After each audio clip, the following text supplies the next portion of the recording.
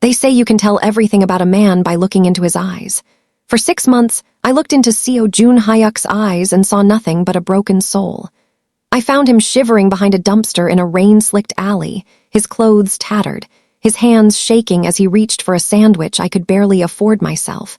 He was gaunt, silent, and looked like the world had chewed him up and spat him out. I'm a social worker. My flaw, I can't walk past a wound without trying to heal it, so I brought him in. I gave him my last $10 when his pockets were empty. I let him sleep on my couch when the winter air turned lethal. I even cried for him when he whispered that he had no one left in this world. I thought I was his sanctuary. I thought I was the only thing keeping him alive. Sound, a sharp metallic click, the sound of a car door closing heavily. But tonight, the illusion didn't just crack, it shattered. I'm on my knees on a cold, oil-stained pier. A debt collector has a gun pressed against my temple because of my brother's mistakes. I was praying for a miracle. I was praying for anyone to save us. And then the black SUVs arrived. A fleet of them, cutting through the fog like sharks in dark water. The man who stepped out wasn't the man I knew. Gone was the slouching, invisible shadow who drank tea in my kitchen. Standing there was a king in a tailored black suit. His jawline was sharp, his hair slicked back, and his skin, once covered in street grime, was now flawless, save for the dark, lethal tattoos creeping up his neck. He didn't look at the men holding the guns. He didn't even look at the weapon pointed at my head. He just checked his gold watch, his eyes cold and predatory. The thugs who had been terrorizing me for weeks, they didn't fight. They didn't run. They dropped their weapons and bowed. They weren't afraid of the police. They were afraid of him. In that second, the realization hit me like a physical blow to the chest. I didn't rescue a victim. I sheltered a monster. The man I pitied is the ghost of Seoul, the most ruthless mafia boss in the country. And as he walks toward me, stepping over the discarded guns of my enemies, I realize the most terrifying part. He isn't here to arrest them. He's here to claim what's his. And apparently, that's me. The rain in Seoul didn't just fall. It punished. It turned the neon-lit skyscrapers into blurry, glowing ghosts and transformed the narrow back alleys into freezing, sludge-filled trenches. Nia Carter pulled her thin coat tighter, her boots splashing through oily puddles as she took the shortcut behind the community center. She was exhausted, her mind heavy with the stack of eviction notices on her desk and her brother's late-night disappearances. But then she saw him. He was slumped against a stack of waterlogged crates, a shadow among shadows. At first, Nia thought he was a pile of discarded rags until she saw the rhythmic, shallow rise and fall of a chest. As she drew closer, the street lamp flickered, casting a sickly yellow light over a man who looked like he had reached the absolute end of his rope. His face was lean, almost gaunt, framed by messy, unstyled hair that clung to his forehead in wet clumps. He wore a dirty, worn-out shirt that offered no protection against the biting wind, and his posture was so defeated, so utterly broken, that Nia felt a familiar, sharp ache in her chest. "Hey," she whispered, her voice barely audible over the rhythmic drumming of the downpour. "Are you all right?" The man didn't move at first. He looked invisible, the kind of person the city learned to walk past without a second glance. Nia didn't hesitate. She collapsed her own umbrella and stepped into the small alcove, shielding him with the black nylon canopy. She reached into her bag and pulled out the warm plastic container of kimchi fried rice she'd been saving for her own dinner. "You're freezing," she said, her voice softening with the empathy that was both her greatest strength and her most dangerous flaw. She knelt in the grime, ignoring the ruin of her work pants, and pushed the warm container into his cold, trembling hands. "Please, eat. I don't need it as much as you do." For a long moment, the only sound was the roar of the storm. Then, slowly, the man raised his head. Up close, his skin was pale and rough, his jawline shadowed by subtle stubble. But it was his eyes that stopped the breath in Nia's throat. They weren't the eyes of a broken man. They were dark, piercing, and startlingly intense. They didn't just look at her. They seemed to memorize her, tracing the curve of her worried brow and the curve of her hand on the umbrella handle. He didn't say thank you. He didn't say anything at all. He just gripped the warm food like it was a lifeline, his gaze lingering on her face with a weight that felt heavier than the rain. Nia gave him a small, sad smile, unaware that she had just opened the door to a world that would eventually burn her own to the ground. "I'll be back tomorrow," she promised. "Don't disappear."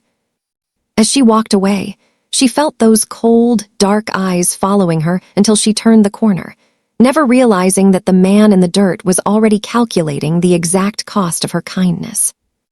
The rain eventually subsided, but Joon-Hyuk did not. Within a week, he became a fixture of Nia's morning routine, a silent shadow waiting near the rusted gates of the community center. He was always there, leaning against a graffiti-stained brick wall with his shoulders slumped and his gaze downcast, looking every bit like a man the world had forgotten. To Nia, he was no longer just a stranger in an alley. He was a mission. She saw his presence as a sign that he trusted her, and that trust felt like a fragile glass sculpture she was determined not to break.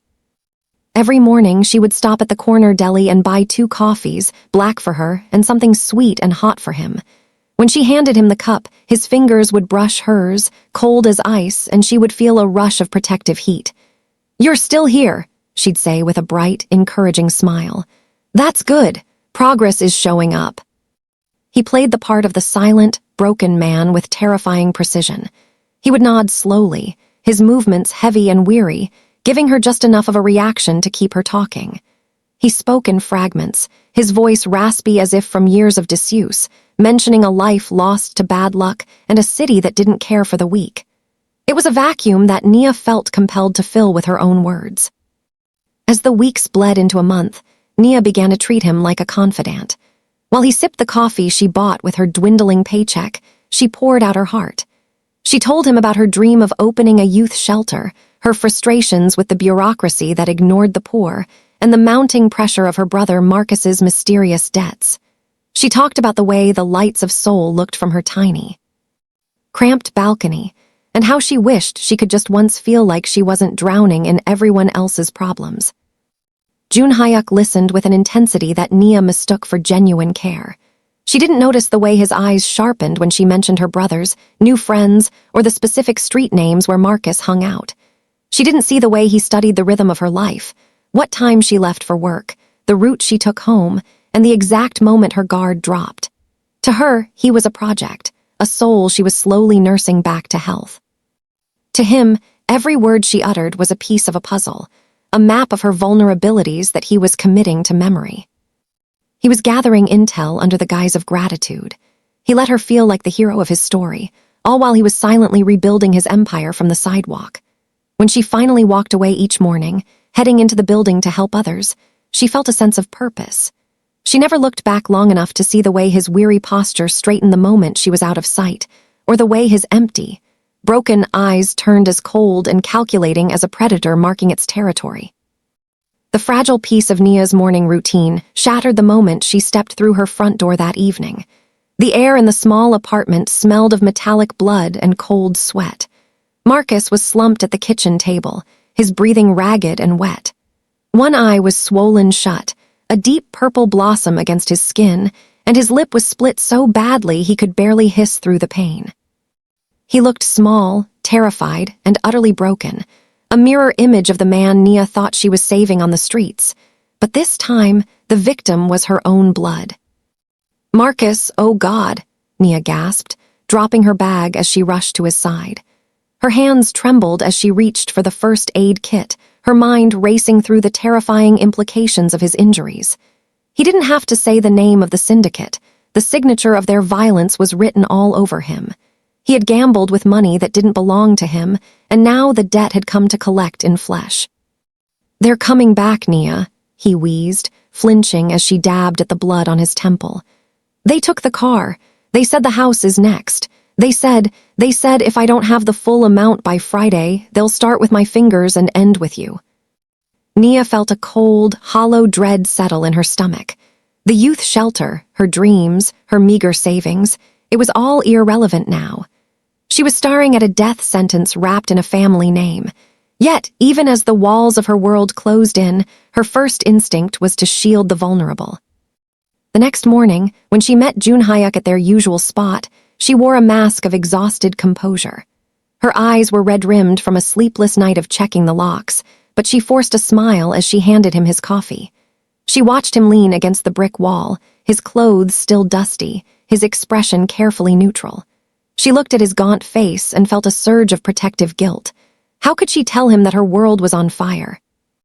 How could she burden a man who struggled just to find a dry place to sleep with the weight of a professional syndicate's wrath? "You're quiet today," Joon-Hyuk remarked, his raspy voice cutting through the morning fog. He was watching her, his dark eyes tracing the faint tremor in her hands. "Just a long shift," Nia lied, her voice tight. "Don't worry about me, Joon-Hyuk. You just focus on getting through the day. I've got everything under control." She reached out and squeezed his arm, trying to offer him the strength she was rapidly losing herself. She didn't want him to see her fear. She didn't want to be another person failing him. She missed the way his gaze dropped to the bruise on her wrist where Marcus had gripped her in his panic. She missed the subtle, predatory narrowing of his eyes as he looked past her toward the black sedan idling at the end of the block. As she walked away, Nia felt like she was protecting him from a storm, never realizing that the man she was shielding was the very hurricane that was about to level everything in its path. The violence didn't come with a warning. It came with the splintering of wood and the heavy thud of a boot against Nia's front door. It was barely 3 a.m. when the sanctity of her small apartment was violated. 3 men, thick-necked and smelling of cheap cigarettes and malice, stormed into the living room. They didn't care about the meager life she had built. They were there to send a message written in broken glass and overturned furniture. Nia stood in the center of the room, her body a trembling shield in front of her brother's bedroom door. "Please," she begged, her voice cracking as a lamp shattered against the wall. "I told you we're getting the money. Just give us until Friday." One of the men, a sneering brute with a scar across his knuckles, stepped close enough for Nia to feel the heat of his breath. He grabbed her by the jaw, forcing her to look at the destruction of her home. "Friday is for the interest, sweetheart," he hissed. "Tonight is for the lesson." He shoved her back, and she collapsed against the bookshelf, her father's old books spilling over her like fallen leaves. Outside, in the dim, flickering light of the hallway, a shadow stirred. Joon-Hyuk was curled on a thin mat Nia had laid out for him weeks ago, his head resting on his arms as if in a deep, troubled sleep. But beneath the facade of the exhausted vagrant, every nerve in his body was electric. Through the gap in the doorway, he watched the scene unfold with the detached precision of a general. He saw the way Nia's lip trembled, the way she clutched a broken picture frame to her chest, and the way she refused to step aside even as the men raised their fists. His eyes, which Nia had only ever seen as tired and lost, underwent a terrifying transformation.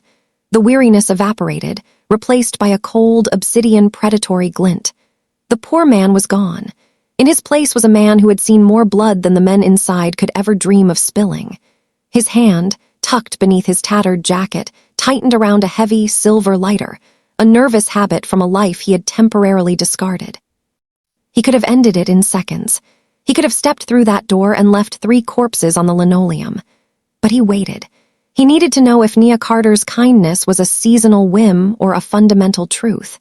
He watched her take a blow to the shoulder and rise again, her eyes filled with a fierce, desperate love for the brother she was protecting. He watched her suffer for a man who didn't deserve her, and for a man, himself, who she thought was too weak to help.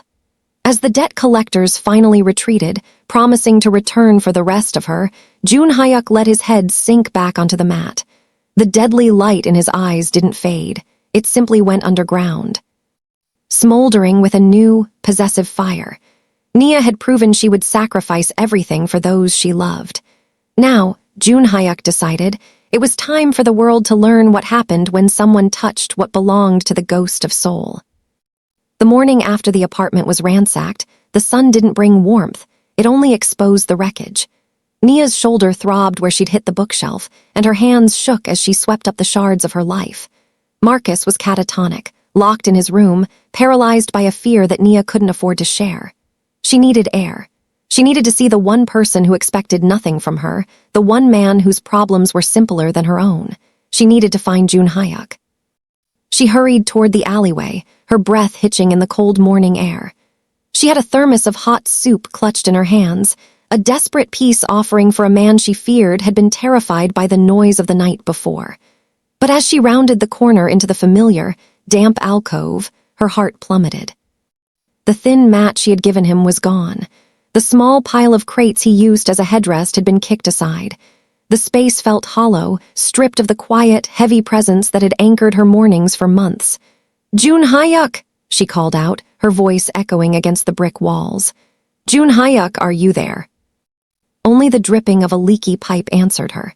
He had vanished as if he were nothing more than a ghost conjured by the Seoul fog. Panic began to rise in her chest, a sharp, stinging worry that the debt collectors had taken their anger out on him because he was near her door. She began to scavenge the area, looking for any sign of a struggle, any scrap of his tattered jacket. That's when she saw it. Tucked neatly into a crevice in the brickwork, right where he used to sit, was a piece of fabric. It wasn't the gray, salt-stained rag he used to wipe his brow.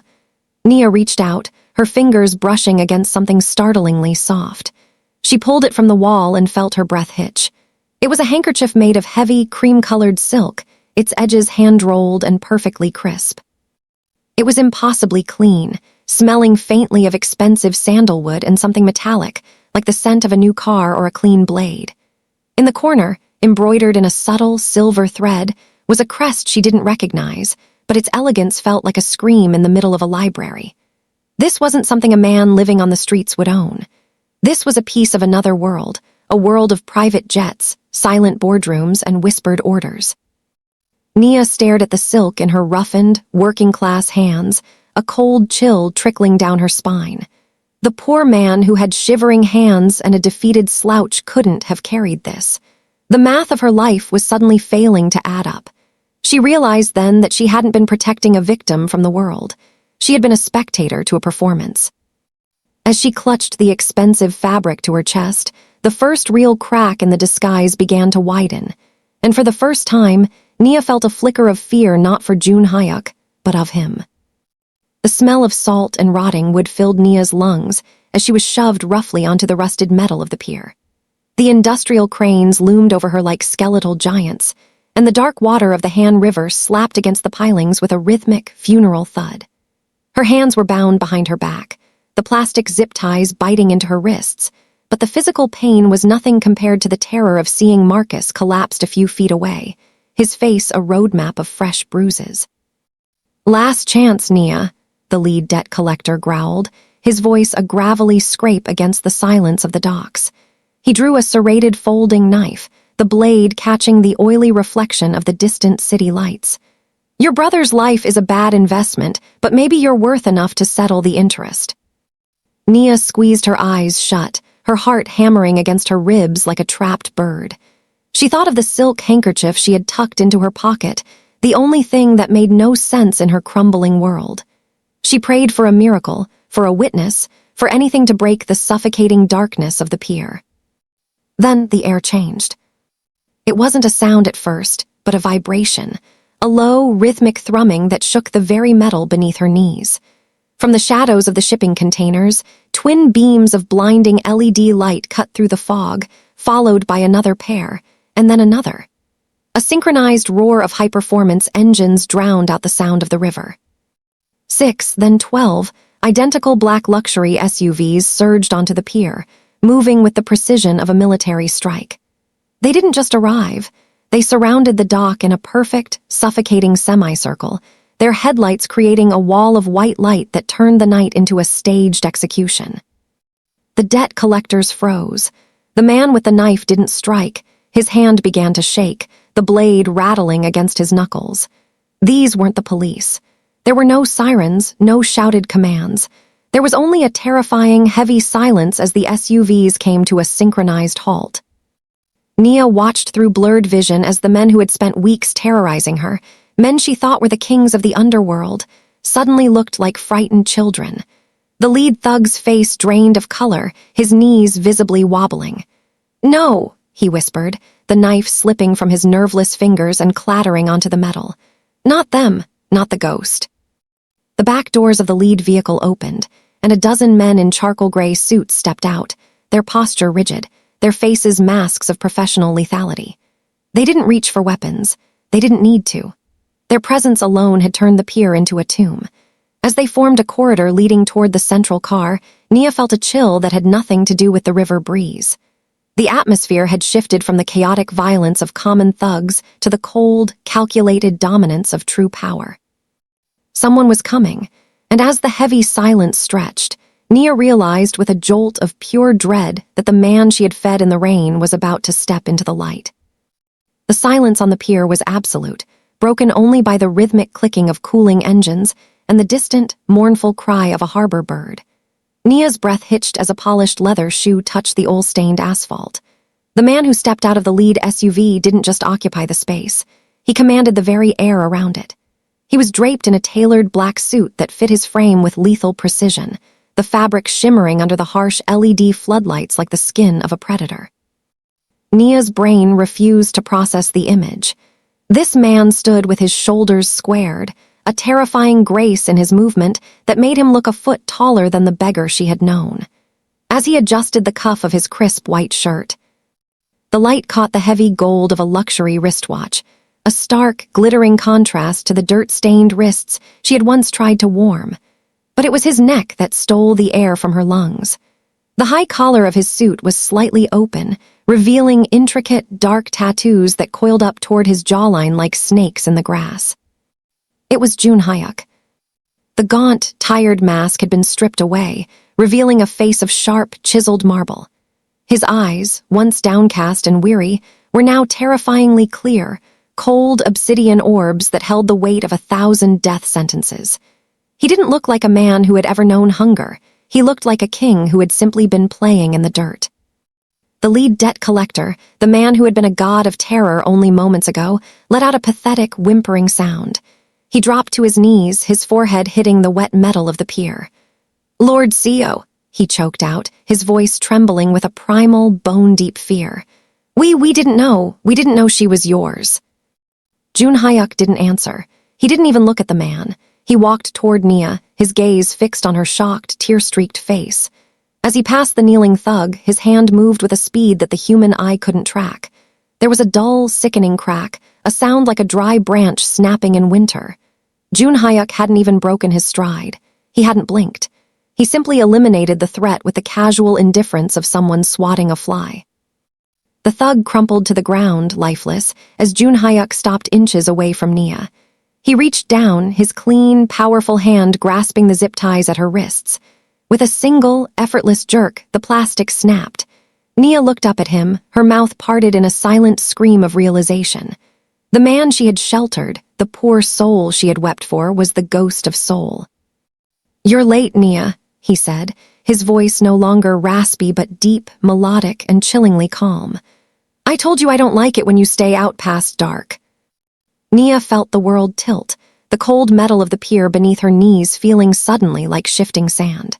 She stared up at the man standing over her mind frantically trying to overlay the image of the shivering beggar with this towering figure of obsidian and gold. The dirty, oversized hoodie was gone, replaced by silk that caught the moonlight.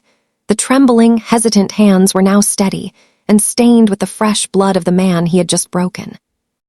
Every instinct she possessed screamed for her to run, yet she was paralyzed by the terrifying magnetism of his presence. "Joon-Hyuk," she whispered, her voice a fragile thread that threatened to snap in the salt-heavy air. She searched his face for a flicker of the man who had sat on her kitchen floor and listened to her dreams, but she found only a mirror of cold, polished steel. The warmth she had nurtured in him hadn't been a spark of life, it had been a pilot light for a furnace.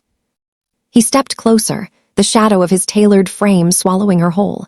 He didn't reach out to comfort her, he reached out to possess. His hand, clean and smelling of expensive sandalwood, tilted her chin upward, forcing her to look into eyes that were no longer hollow, but overflowing with a dark, predatory clarity. The silent, broken man was a ghost, a fiction she had authored with her own desperation to be a savior. "You look at me as if you've seen a monster, Nia," he said, his voice a deep, melodic rumble that vibrated in her chest. It was the voice of a man used to giving orders that decided the fate of cities. "But you're the one who invited the monster into your home. You're the one who kept it warm while it waited for the storm to pass." Nia tried to pull away, her breath hitching as she looked at the carnage behind him.